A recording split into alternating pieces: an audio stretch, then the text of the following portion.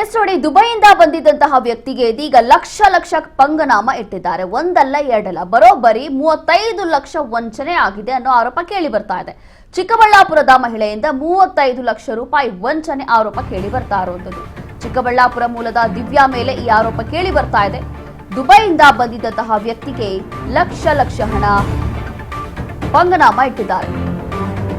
ಹೊಸೂರು ಮೂಲದ ಲೋಕೇಶ್ಗೆ ಪಂಗನಾಮ ಇಟ್ಟಿದ್ದಾರೆ ಅನ್ನೋ ಆರೋಪ. ಇನ್ವೆಸ್ಟ್ಮೆಂಟ್ ಎಕ್ಸ್ಚೇಂಜ್ ಹೆಸರಲ್ಲಿ ಮಹಾ ಧೋಖಾ ಮಾಡಿದ್ದಾರೆ. 35 ಲಕ್ಷ ರೂಪಾಯಿ ಧೋಖಾ ಮಾಡಿರುವಂತದ್ದು. ದುಬೈಯಿಂದ ಬಂದಂತಹ ವ್ಯಕ್ತಿಗೆ ಲಕ್ಷ ಹಣ ಪಂಗನಾಮ.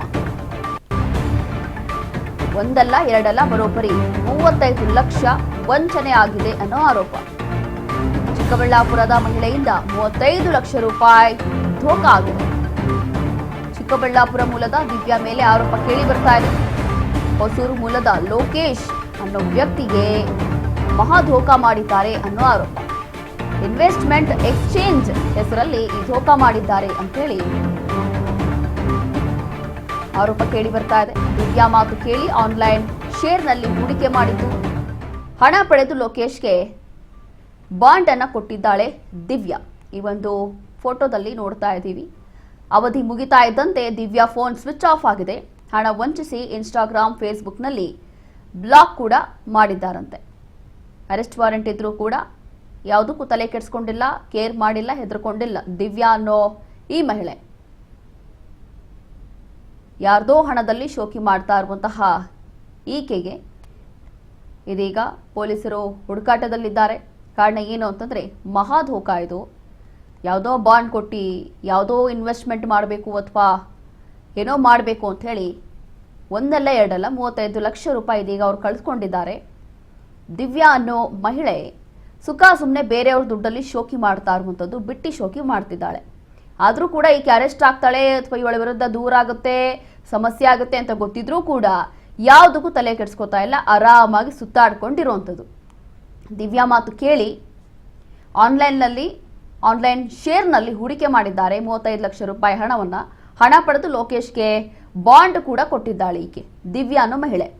ಆದರೆ ಆ ಬಾಂಡ್ ಕೂಡ ಆಲ್ಮೋಸ್ಟ್ ಫೇಕೇ ಇರುತ್ತೆ. ಅವಧಿ ಮುಗಿತಾ ಇದ್ದಂತೆ ದಿವ್ಯಾ ಫೋನ್ ಸ್ವಿಚ್ ಆಫ್ ಆಗಿದೆ. ಆಗ ಗೊತ್ತಾಗಿದೆ ಧೋಖಾ ಆಗಿದೆ ಅಂತೇಳಿ.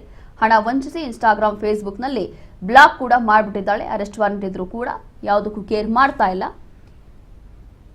ಬೇರೆಯವ್ರ ಹಣದಲ್ಲಿ ಶೋಕಿ ಮಾಡ್ತಾ ಇರುವಂತಹ ಈ ಮಹಿಳೆ ವಿರುದ್ಧ ಇದೀಗ ಆಕ್ರೋಶ ವ್ಯಕ್ತ ಆಗ್ತಾ ಇದೆ. ಆನ್ಲೈನ್ ನಾನು ಹೋಗ್ತಾನೆ ಇರ್ಲಿಲ್ಲ ಸರ್.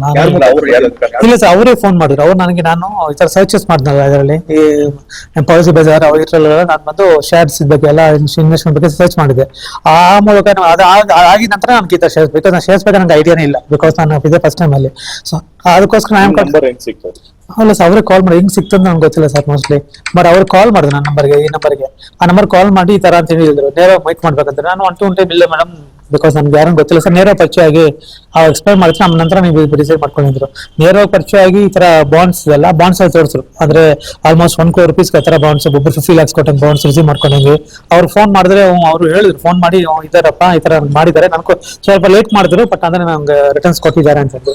ಸರ್ ಹಿಂಗ್ ಸರ್ ಇಷ್ಟು ದುಡ್ಡಲ್ಲಿ ಇದು ಮಾಡ್ತಾರೆ. ಇಲ್ಲ ಪರವಾಗಿಲ್ಲ, ನನಗೆ ಆಲ್ಮೋಸ್ಟ್ 12 years ಇಂದ ಅವ್ರ ಜೊತೆ ಕೆಲಸ ಮಾಡ್ತಾ ಇದ್ರು.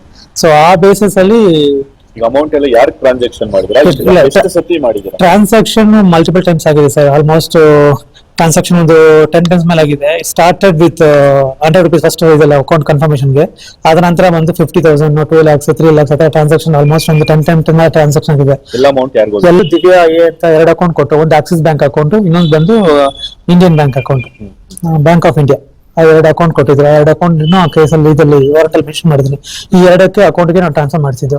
ಅವ್ರು ನಾನು ಕೊಟ್ಟಿದ್ದ ಚೆಕ್ ಬಂದು Axis bank once check bounce ಆಗಿದ ತಕ್ಷಣ ವಿತಿನ್ ನೆಕ್ಸ್ಟ್ ಇದ್ರಲ್ಲಿ ನಾನು ಅಪ್ರೋಚ್ ಮಾಡುವಾಗ ಆ ಬ್ಯಾಂಕ್ ಅಕೌಂಟ್ ಕ್ಲೋಸ್ ಮಾಡಿದ್ದಾರೆ. ಈಗ ಅವ್ರು ಫ್ರಾಡ್ ಮಾಡಿದ್ದಾರೆ ಅಂತ ಹೆಂಗ್ ಗೊತ್ತಾಯ್ತು ಸರ್? ಅವ್ರಿಗೂ ಈಗ ನನಗೆ ಅವರು ಅಪ್ರೋಚ್ ಮಾಡೋ ಟೈಮಲ್ಲಿ ಅವರೆಲ್ಲ ರೀಸನ್ಸ್ ಕೊಡ್ತಾ ಇದ್ರು. ಈ ತರ ಮನೆಗೆ ಹೋಯ್ತಲ್ಲ ಸರ್, ಮನೆಗೆ ಹೋಯ್ತ ತಕ್ಷಣ ನಾವು ಇದು ಮಾಡ್ಬಿಟ್ಟು ಚೆಕ್ ಬೌನ್ಸ್ ಆಯ್ತು.